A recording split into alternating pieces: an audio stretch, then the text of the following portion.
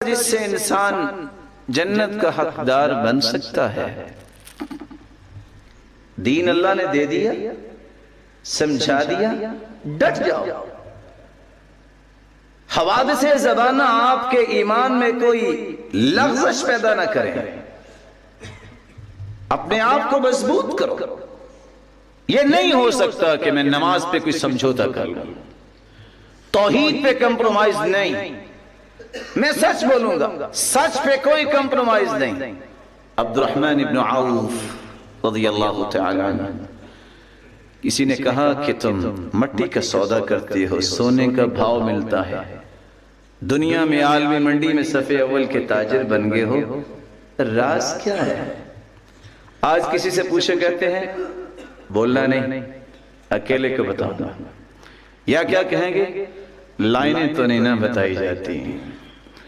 کوئی انسان کے سیکرٹ معاملات بھی ہوتے ہیں، ایسے تو انٹرفیئر ہی نہ کرنا چاہیے۔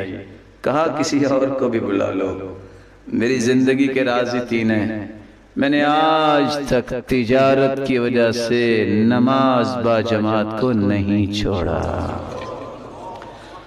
جب سے ہوش سنبھالا ہے آج تک میں نے جھوٹ نہیں بولا۔ اور تیسرا، میں تو سنت سمجھ کے تجارت کرتا ہوں، مجھے مال کا نشہ نہیں ہے، میں 3 دن سے زیادہ جانور اپنے پاس نہیں رکھتا۔ ایک مرتبہ ایسا ہوا 1000 اونٹ خرید بیٹھا، تیسرے دن تک کوئی بھی کلائنٹ نہیں آیا، شام کے وقت ایک آیا، ڈیل کس پہ کی؟ جتنے کا خریدا اتنے کے بیچ دیا۔ اللہ نے عقل دی تھی، بات کرتے کرتے کہا سنو، لیکن رسیاں میں خود اتاروں گا۔ 1000 اونٹوں کی رسیاں 1000 اتاری، اور ایک ایک درہم کی رسی بیچ کے اللہ نے 1000 درہم اس میں بھی پروفٹ دے دیا۔ تو چوتھا راستہ جنت کا یہ ہے ڈٹ جانا۔ اللہ تعالیٰ قرآن مجید میں فرماتے ہیں ان الذين قالوا ربنا الله ثم استقاموا تتنزل عليهم الملائكة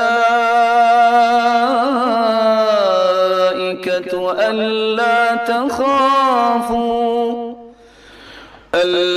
تخافوا ولا تحزنوا وأبشروا بالجنة التي كنتم توعدون۔